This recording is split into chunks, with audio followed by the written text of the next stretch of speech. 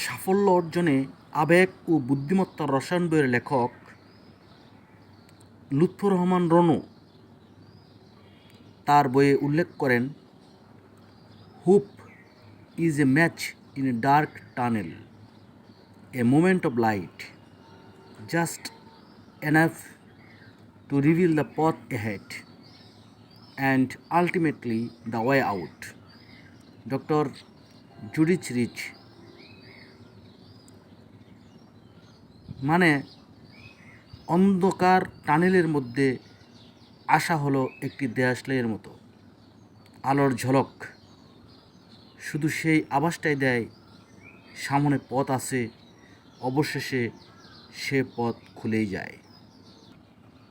American psychology অ্যাসোসিয়েশনের doctor Valerie বলেন, hope বা আশাতে জড়িয়ে থাকে প্ল্যানিং, মোটিভেশন এবং ডিটারমিনেশন। ডাক্তার নীল বার্টন বলেছেন, তিনি তার সকল রোগীকে জিজ্ঞাসা করেন তাদের আশা সম্পর্কে। যদি কোনো রোগী জবাব দেয় যে তার কোনো আশা নেই, তাহলে এ অবশ্যই ডিপ্রেশনের লক্ষণ কিংবা আরও খারাপ কিছু।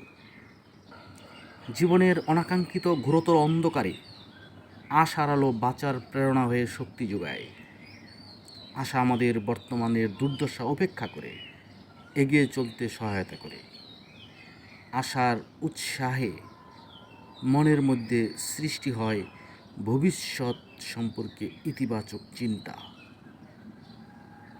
মনের পজিটিভিটি বা আশা হলো জীবনের ময়দানে বিজয়ের পথে প্রদর্শক ও প্রেরণা।